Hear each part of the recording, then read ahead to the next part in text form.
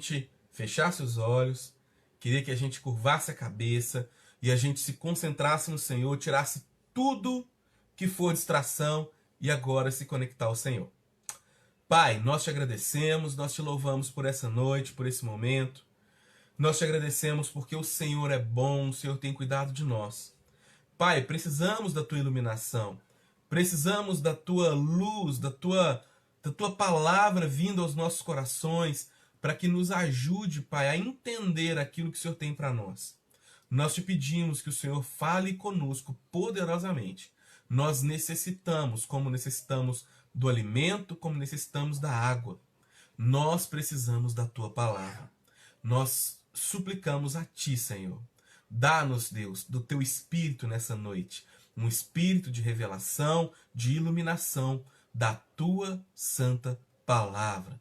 Nós oramos e nós te agradecemos em nome de Jesus. Amém. Tá preparado aí? Preparada? Então, deixa eu beber um pouquinho de água para a gente começar.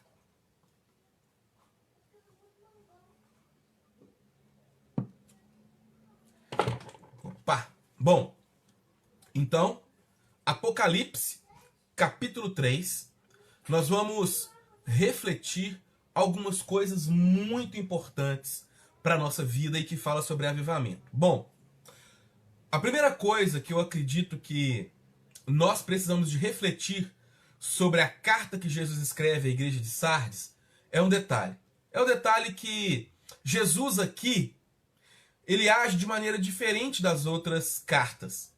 As outras cartas, ele escreve alguns elogios às igrejas. Ele reconhece algumas coisas positivas, algumas atitudes boas em algumas igrejas. Mas, na igreja de Sardes, ele não diz absolutamente nenhum elogio.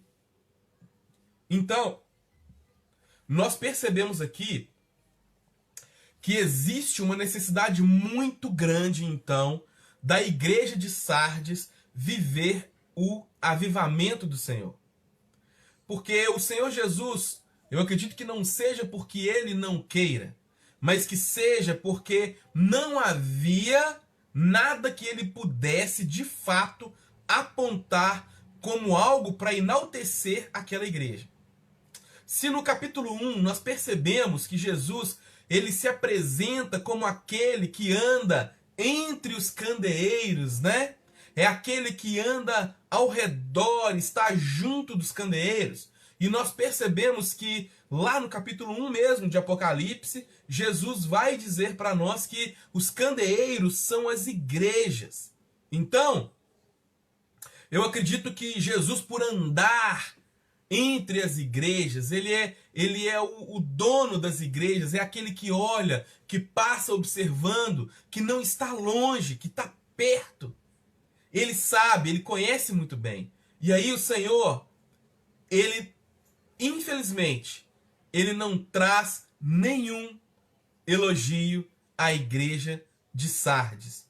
E isso é algo para a gente já perceber que a igreja de Sardes precisaria de um avivamento. Precisaria de ser reavivada.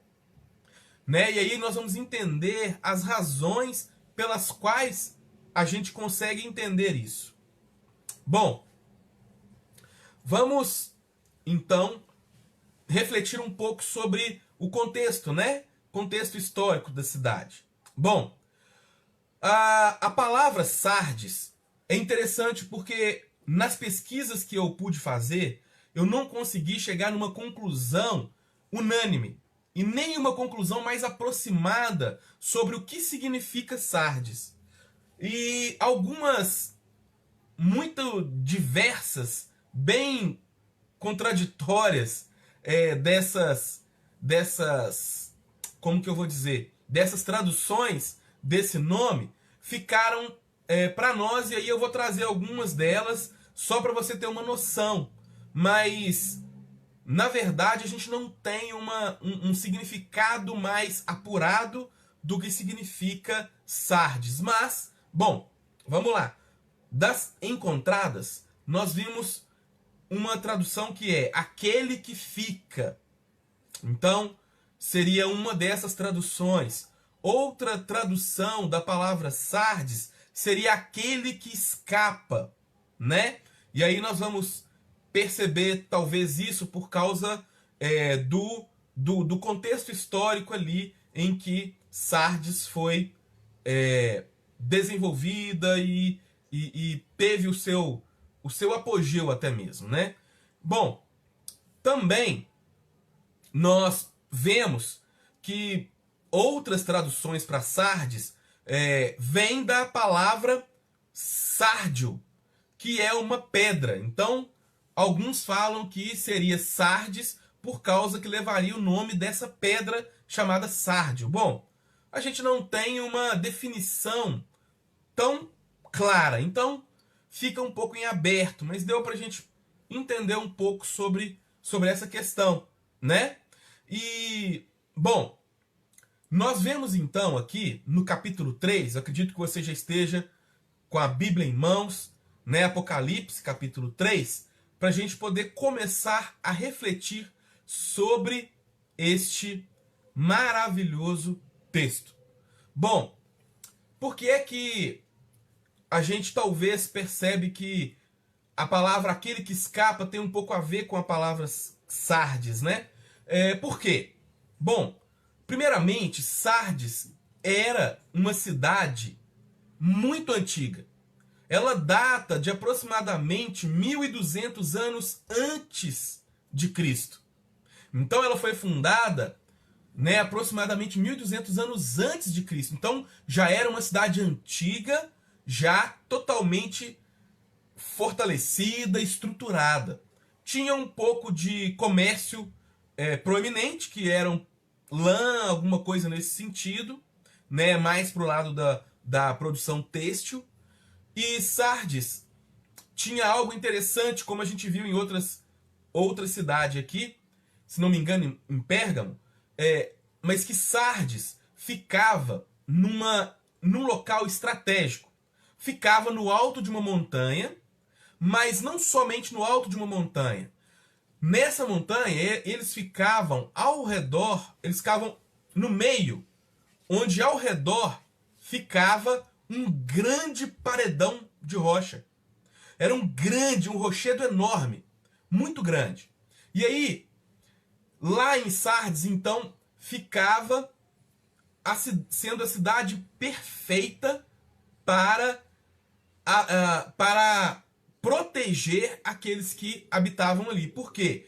Porque além de ficar num lugar alto, ao seu redor tinha um muro natural, que era uma parede enorme de rocha, né? Onde não dava para se passar nenhum tipo de inimigo. Então nenhum exército alcançava aquela cidade. Bom, e aí, o que acontece é que essa cidade, ela caiu algumas vezes. E talvez algumas analogias a gente comece a perceber por que é que Jesus trata algumas coisas. Sardes conta a história que um dos grandes imperadores da época da história antiga, se não me engano, Alexandre o Grande, ele foi invadir essa cidade, e essa cidade não tinha nada que pudesse abrir brecha para que alguém entrasse. Então eles fizeram algo que era de costume, que era o quê? Eles acamparam, o exército acampou nas entradas da cidade. E aí, durante 14 dias eles ficaram ali. Até que um dia, à noite, entra um soldado por uma fenda que havia na rocha, entre a rocha e o muro, e ali ele consegue entrar e ver a cidade totalmente dormindo. Totalmente dormindo. E aí, ele abre os portões da cidade e a cidade é totalmente invadida. Então, no Império Romano também acontece essa mesma estratégia em que a cidade de Sardes cai por causa de subestimar os seus inimigos. Então, Sardes tinha essa falha, né? Eles achavam que eles eram tão firmes, tão fortes, tão poderosos, que ninguém poderia entrar. Mas, pelo menos 2 ou 3 vezes aquela cidade foi saqueada. Outra coisa importante é que Sardes era uma cidade equilibrada, porque ali até mesmo já encontraram naquela cidade ouro de aluvião, que é o ouro nas beiradas dos rios, nas margens dos rios. Então, era uma cidade muito rica, era uma cidade que tinha uma proeminência, além de ficar numa situação também muito importante entre o Oriente, né, a Ásia ali, né, a Ásia Menor e o Ocidente. Então, era rota, né, passava ali, por ali, o comércio, alguma coisa assim. O comércio não era tão expressivo, mas tinha essa questão. E, por ser uma cidade estratégica, os reis gostavam de fazer os seus palácios ali. Então, alguns palácios de imperadores foram feitos ali naquela cidade. Bom, mais pra frente a gente vai entender um pouco do porquê Jesus traz algumas questões para nós sobre Sardes. E aí eu quero que você abra aí comigo, então, no capítulo 3 de Apocalipse, o verso 1. Bom, Jesus ele começa falando a mesma frase. Ao anjo da igreja, e ele fala o nome da cidade. Escreva. Então ele fala para João, ao anjo da igreja em Sardes, escreve. Bom, deixa eu trazer uma luz aqui. Não significa que, como Jesus escreve ao anjo da igreja, que o anjo da igreja especificamente é que tem essas características ou essas repreensões ali, certo? Mas que o anjo da igreja era o porta-voz. E como eu já falei, a maioria dos estudiosos entendem que o anjo da igreja é o pastor da igreja, é o líder da igreja. Então, ele é o porta-voz, assim como Deus falava por meio de uma pessoa sendo porta-voz do povo, né? Como ele falou a Abraão, ele falou a Moisés, ele falou a Josué e assim por diante. Ele falou a Davi, né? E tudo mais. Então, todos esses estudiosos entendem que o anjo da igreja é o pastor, é o líder, é aquele que é o porta-voz, é aquele que recebe a mensagem e transmite ao povo. Então, essa carta é para o povo daquela igreja. Era para aquela igreja. Lembrando que igreja não são 4 paredes. Bom, ele diz, estas são as palavras. Então, olha, estas são as palavras daquele que tem os 7 Espíritos de Deus e as 7 estrelas. Lá no capítulo 1 de Apocalipse, nós vemos que as 7 estrelas são os 7 anjos, ou os 7 pastores, os 7 líderes das igrejas. O número 7, ele representa plenitude, algo completo, né? Algo, em algumas circunstâncias, perfeitos. Então, é como se Jesus estivesse dizendo assim, olha, eu sou aquele que tem todos os pastores das igrejas em minhas mãos. Eu carrego todos eles em minhas mãos. Eles estão sobre a minha autoridade, sobre o meu reconhecimento. Então, lá em, se não me engano, 1 Timóteo, o apóstolo Paulo diz que nenhuma autoridade é dada do alto se não for concedida por Deus. Então, é como se ele dissesse, olha, toda a autoridade aos pastores eu estou dando, eu tenho eles em minhas mãos. Então, é uma grande responsabilidade e é também uma grande autoridade que os pastores têm. Precisamos honrar os nossos pastores. Você pode digitar um amém aí? Bom, e aí ele fala que as 7 eu sou aquele que tem os 7 Espíritos de Deus.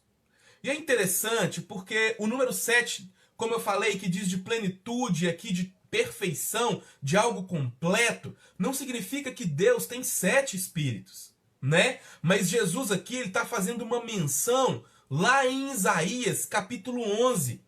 E aí, eu queria ler para você essa profecia em que Isaías vai falar sobre aquele que descenderia de Davi, aquele que viria da raiz de Davi e que seria o ungido de Deus. E aí Jesus ele faz a menção ao que Isaías fala do próprio Senhor Jesus. Olha que interessante, olha que maravilhoso esse texto de Isaías capítulo 11, né? A NVI vai trazer o título desse texto aqui, desse trecho, de O Ramo de Jessé. E olha o verso 1, o que vai dizer? Um ramo surgirá do tronco de Jessé, e das suas raízes brotará um renovo. Olha o 2. O 2 é interessante, olha. O Espírito do Senhor... Caiu aqui. Simone, caiu aqui, ó. Deu um probleminha aqui, gente. Pode soltar. Tá, aí. Tem que arredar bem pra trás. Olha só. Então, o verso 2. Olha que maravilhoso. O Espírito do Senhor repousará sobre ele. O Espírito que dá sabedoria e entendimento. O Espírito que traz conselho e poder. O Espírito que dá conhecimento e temor do Senhor. Então, Jesus ele faz essa menção, né, desses 7 Espíritos que ele mesmo é mencionado aqui em Isaías capítulo 11. E aí a gente continua então entendendo sobre essa questão do número 7, né? Até eu já falei aqui que, por exemplo, em 7 dias, né, Deus fez toda a criação e descansou. E outras menções do número 7 como algo completo, algo pleno. Bom, aí, caiu de novo. Ixi, então... De novo, pera aí, gente. Deixa eu tentar. Não, é só... Agora vai dar. Agora deu. Agora prendeu aqui. Não, tá torto, peraí. Antes Não, de aí você... é só... ajustar, deixa eu só pôr uma... Pessoal, só um minutinho que em casa é assim mesmo, tá?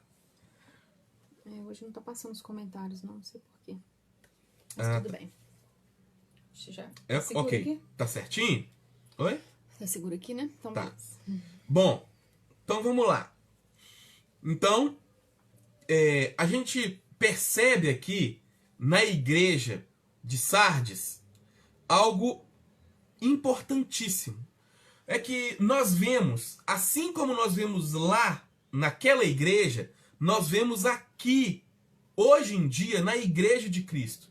E nós, Igreja Batista Conexão, eu queria que nós prestássemos atenção e trazêssemos para os nossos dias, para a nossa igreja aqui. Sabe? Então, aqui nós vemos perfeitamente 3 níveis de pessoas dentro de uma mesma igreja. Aqui em Sardes haviam 3 níveis de pessoas. E nós vamos entender um pouco sobre esses 3 níveis de pessoas. E aí, bom, nós temos aqui então, a partir do verso 3, nós vamos ver que o verso 3 traz o primeiro nível, que é o nível dos mortos. Sabe, existe na igreja aqueles que estão mortos, aqueles que estão totalmente apagados, aqueles que necessitam de avivamento, de vida. E aí eu quero ler com você aqui, olha o verso 3. Bom, Jesus diz: conheço as suas obras. Você tem fama de estar vivo, mas está morto. Olha que palavra séria e forte. Jesus ele anuncia algo, ele alerta. Jesus ele poderia muito bem chegar e punir aquela igreja, mas ele alerta com compaixão, com amor, ele alerta, ele fala a verdade em amor. Ele fala, olha, vocês têm fama de que estão vivos, mas vocês estão mortos. E quantas pessoas hoje, dentro das igrejas, infelizmente estão mortos? Pessoas que às vezes se batizaram, entregaram a vida a Cristo, mas estão totalmente mortos. Sabe? E quando nós falamos aqui da morte, eu queria que você refletisse algo comigo. Olha, se você participa da igreja e qualquer reunião que você vai, se você não tem um entendimento, um esclarecimento, se você não tem algo que mexe com você por dentro, ou se você não sente a presença do Senhor, ou se você não tem um lampejo daquilo que Deus está dizendo a você e você compreende Deus ali, eu quero te dizer uma coisa, você pode estar profundamente atolado simplesmente na religião. A religião que é assim, nós chegamos, cumprimos determinados momentos, determinadas práticas e rituais, e depois nós vamos embora. Isso é religião. Jesus ele está condenando aqui aquela igreja porque ela estava morta. Porque as pessoas não conseguiam aprender de Deus. Sabe quando você aprende e você fala assim, olha, puxa vida, entendi isso. Saí entendendo isso. Sabe quando você sai confrontado com a palavra e você fala assim, puxa vida, isso aqui é verdade, eu preciso mudar isso. Eu reconheci isso de erro na minha vida e eu preciso mudar. Quando eu vou e participo e eu sinto a presença do Senhor dentro de mim e aquilo transborda em mim e eu sinto a presença do Senhor, isso é estar vivo. Quando alguma dessas coisas, pelo menos, acontece, nós estamos vivendo a igreja. Agora, quando nada disso acontece, quando a gente entra frio e sai gelado, nós estamos correndo o risco de viver apenas a religiosidade fria. E Jesus não quer isso de nós. Ele quer que nós estejamos vivos. Porque quem está morto não sente, não pensa, não entende, não fala, não expressa. Mas quem está vivo, sim. Quem está vivo faz todas essas coisas. E aí, ainda nesse trechinho aqui, Jesus fala, vocês têm fama, ou talvez na sua tradução está dizendo, você tem nome. Jesus fala assim, olha, vocês têm nome ou têm fama de que estão vivos. Olha, gente, aquela igreja, ela passava por um momento extremamente complicado, aqueles mortos ali. Por quê? Porque o pior que pode acontecer é nós vivermos de fachada. É nós vivermos de falsidade. E isso que é descrito aqui por Jesus é nada mais, nada menos do que hipocrisia. Hipocrisia porque quando nós vivemos, aparentamos, mostramos para as pessoas algo que nós não somos, é chamado de hipocrisia.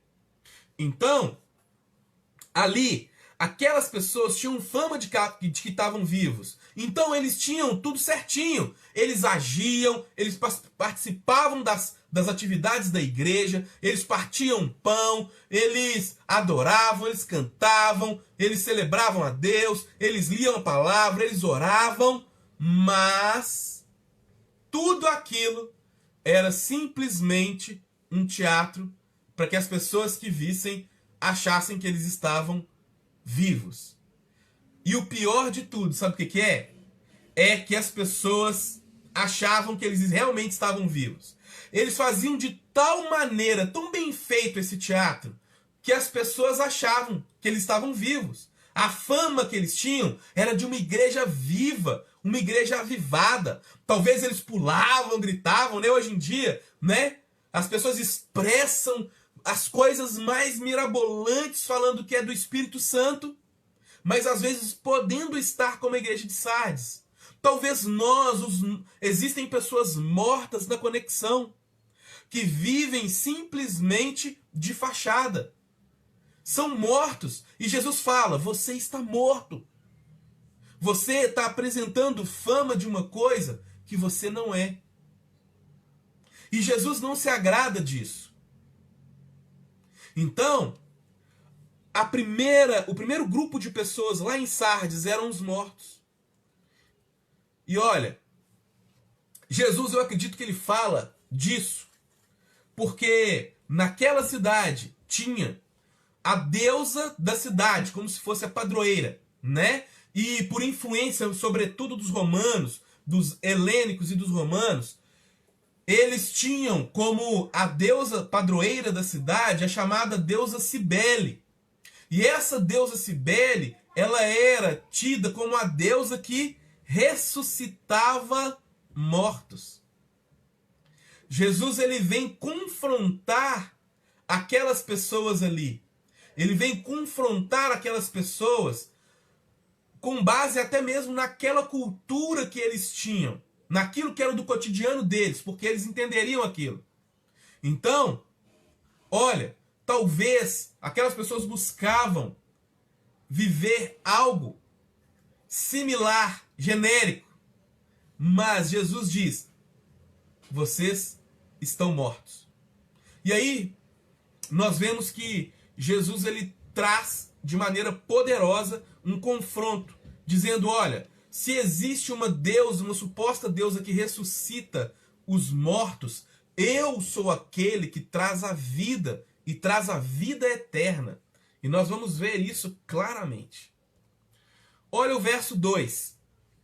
O verso 2 é interessante porque ele vai trazer o segundo nível de pessoas na igreja. E aí, o 2 diz o seguinte, esteja atento, fortaleça o que resta. Olha que interessante. Vou repetir aqui. Jesus diz, esteja atento, fortaleça o que resta. Aqui diz do segundo nível, que são os sonolentos. São aqueles que não estão nem vivos e nem mortos. São aqueles que estão sonolentos, são aqueles que não reagem, que às vezes esboçam alguma coisa, mas estão frios. Estão frios. Estes são os do segundo nível. Porque Jesus diz assim, olha, esteja atento e fortaleça o que resta e o que está para morrer. Porque não achei suas obras perfeitas aos olhos do meu Deus. Olha, então aquilo que aqueles que estavam sonolentos, aqueles que estavam meio mortos, meio vivos, Jesus diz, eu reprovo também as suas obras, porque vocês não se apresentaram de maneira que o meu Deus se agrada. Né? Ele fala, não achei suas obras perfeitas. Era perfeita sem pecado? Não. Era perfeita de pleno, de completo, de inteiro para o Senhor. Então, Jesus traz esse segundo grupo. E olha, na nossa igreja, pode haver, talvez, você seja uma pessoa desse segundo nível, de pessoas que estão sonolentos, de pessoas que não reagem, de pessoas que estão nem vivos e nem mortos.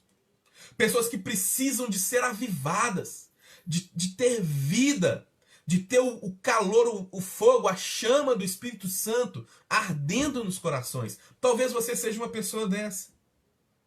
Sabe, talvez você seja aquela pessoa que está morta. Talvez você entenda e fale, olha, eu estou morto. Eu estou vivendo numa sequidão de estio. Eu estou vivendo numa aridez terrível. Eu estou vivendo num momento totalmente sem nada, sem brilho. E você sente isso e fala, eu estou a ponto de desistir, eu estou a ponto de jogar a toalha, eu já não aguento mais. Talvez você seja do segundo nível. Talvez você ainda esboça alguma coisa. Talvez algo ainda mexe com você lá no fundo. Talvez uma luzinha acende, mas logo ela se apaga.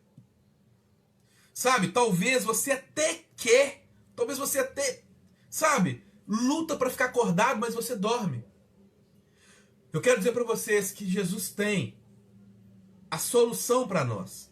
É como se ele fosse o médico que apresentasse a doença. Olha, você tem essa doença e eu trago para você a receita para que você possa melhorar, para que você possa se levantar, para que você possa se reavivar. Ele diz o seguinte, olha que interessante.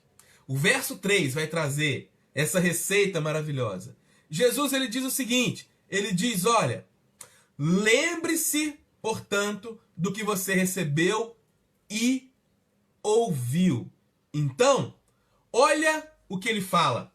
A primeira coisa, lembrar, sabe? O que nós precisamos? Lembrar do que recebemos. Olha, o que você já recebeu de Deus? Você se lembra? Traga à memória aquilo que você recebeu de Deus, aquilo que Deus falou com você, a experiência que você já teve com Ele. Sabe, aquele momento, o momento da sua conversão. Se lembra. Se lembra das suas primeiras práticas. Como que eram. Se lembra como Deus te livrou de alguma coisa. Ou como Deus respondeu tão prontamente a sua oração. Lembra como você passou por determinada situação e que você tem certeza de que Deus esteve ao seu lado. Então, lembra daquilo que você recebeu. Jesus, ele vai dizer para a igreja de Sardes, e para você e para mim hoje, se você está morto ou está sonolento, lembra das coisas que você recebeu. Lembra do que você recebeu de Deus e do que você ouviu. Lembra daqueles encontros maravilhosos da sua célula. Lembra aqueles encontros poderosos onde Deus falou com você tão nitidamente. Lembra daquele aconselhamento que você recebeu ou que você até mesmo deu para alguém. Lembra daquele momento em que você estava ouvindo a palavra do Senhor. E deixa eu te falar, por isso que é tão importante estar presente nas celebrações, nos cultos de celebrações, nesses momentos de estudo. Por quê? Porque nós ouvimos. E aí eu lembro que a fé vem pelo ouvir. E o ouvir, a palavra do Senhor. Então, lembre daquilo que você recebeu. Lembre daquilo que você ouviu. Às vezes Deus falou com você lá no seu ouvido. E Ele disse, filho, filha, eu estou contigo. Sabe? Lembre-se disso. Lembre. E Ele fala mais. Ele fala assim, olha, obedeça. Obedeça. Então, lembra daquilo que você recebeu, daquilo que você ouviu. E então obedeça. Começa a praticar. Ah, mas pastor, não estou sentindo nada, não tenho vontade. Começa a praticar. Ele não está te esperando, dizendo para você esperar você sentir alguma coisa. Para você ter vontade, não. Tem gente que fala, se o meu coração falar, eu faço. O coração do homem é enganoso. Então você pode se enganar. A própria palavra diz isso. Não confie no seu coração. Confie na palavra. Confie no que a palavra diz. Jesus diz, lembra do que você ouviu, do que você recebeu e pratica. Obedeça, obedeça ao Senhor, que quanto mais você for obedecendo, mais você vai se fortalecendo e mais o Senhor vai derramando dele em você. E aí mais você vai se separando daquelas coisas que te prejudicavam, que te matavam.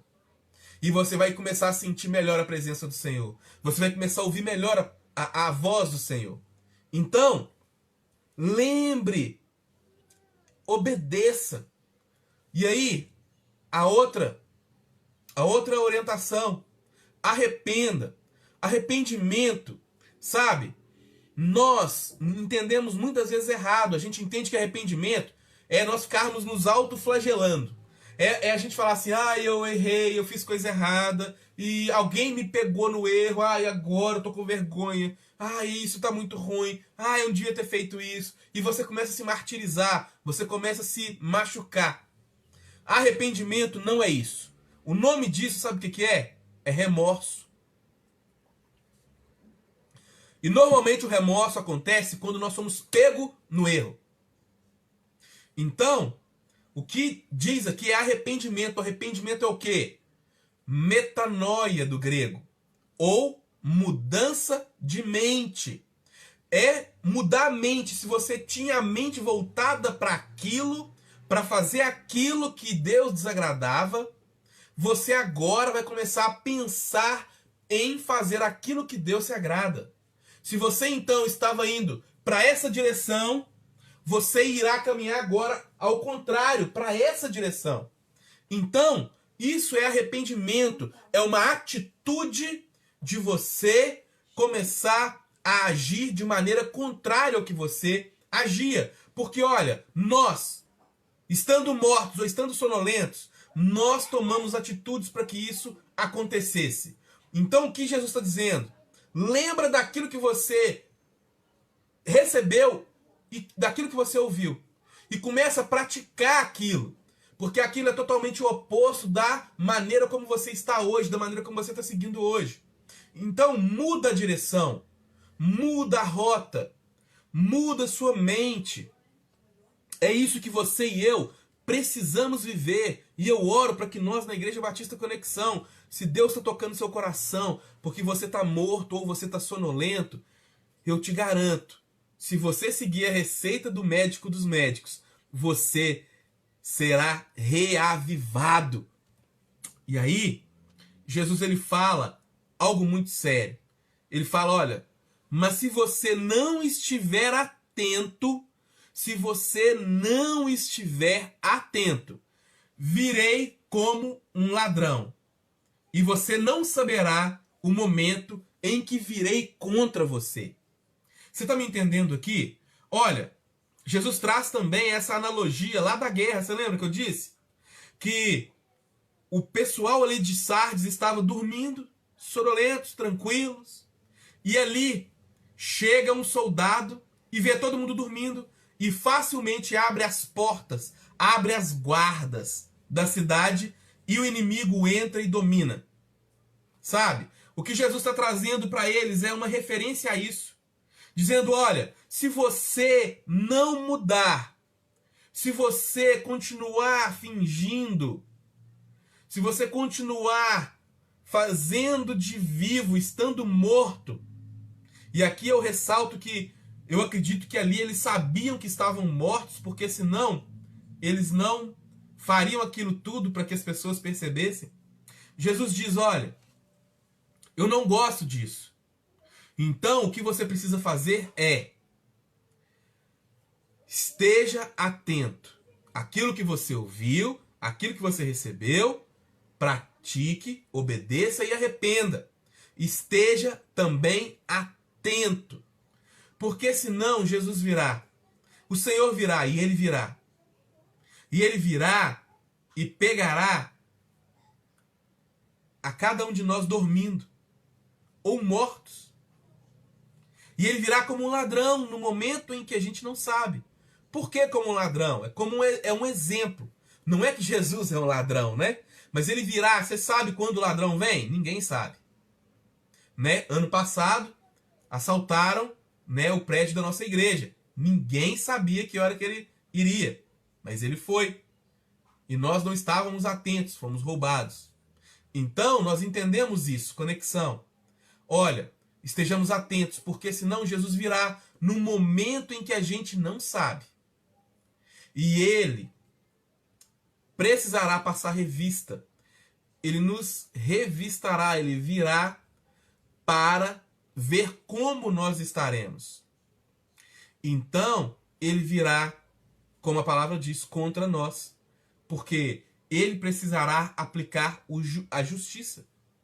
Então, o verso 4, ele diz o seguinte, ele diz do terceiro nível.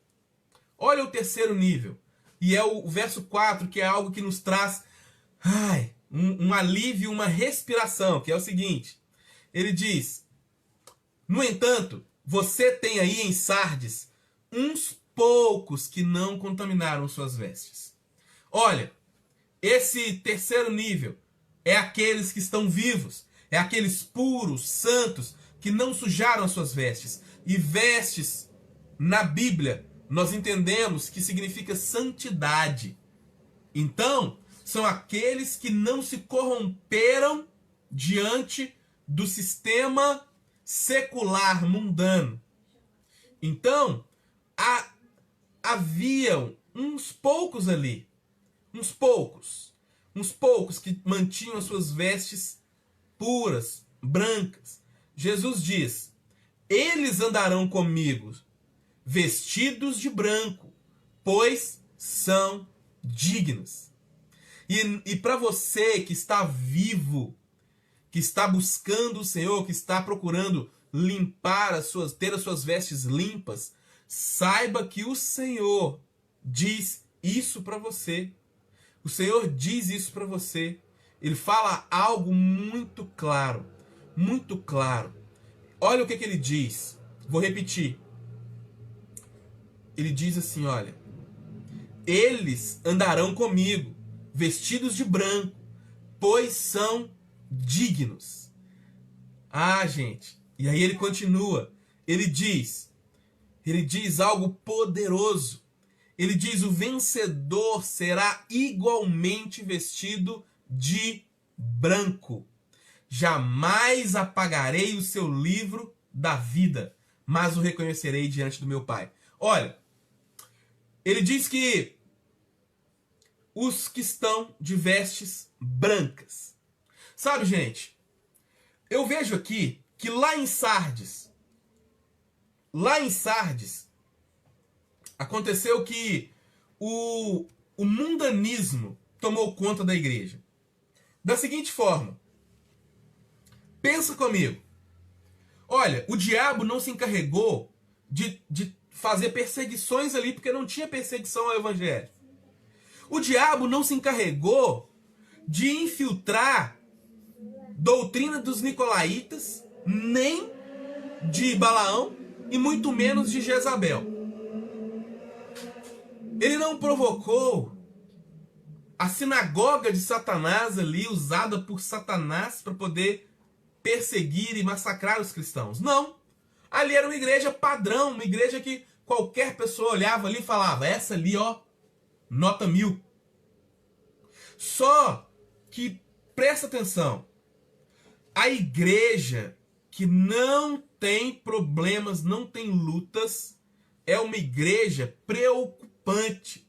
Muito preocupante, sabe por quê? Porque ali o diabo não tá nem aí para ela, sabe por quê? Porque o diabo vê que é uma igreja inofensiva. É uma igreja que não diz lá que Jesus afirma que a igreja seria aquela que avança e que as portas do inferno não prevaleceriam. Não. Era uma igreja parada, uma igreja que não fazia diferença onde ela estava. E quando eu falo igreja, eu digo de pessoas, eu não digo de 4 paredes. Então, ali, você percebe comigo que Jesus não faz menção do diabo atacando aquela igreja. Por quê? Porque diz, né, uma história que a igreja que não faz diferença, o diabo ele está nela, ele vive nela.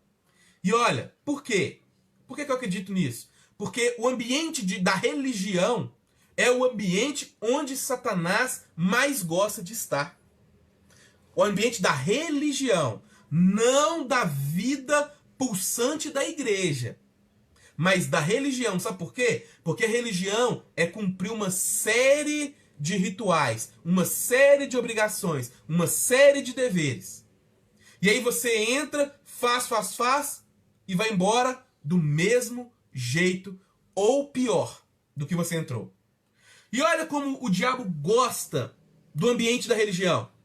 Se você ler nos evangelhos, você vai ver claramente, olha, Jesus, quando ele cura uma mulher que estava há 18 anos encurvada, onde ela estava? Na sinagoga, no ambiente religioso. Quando Jesus cura o homem da mão ressequida, onde que ele estava? Na sinagoga, no ambiente religioso.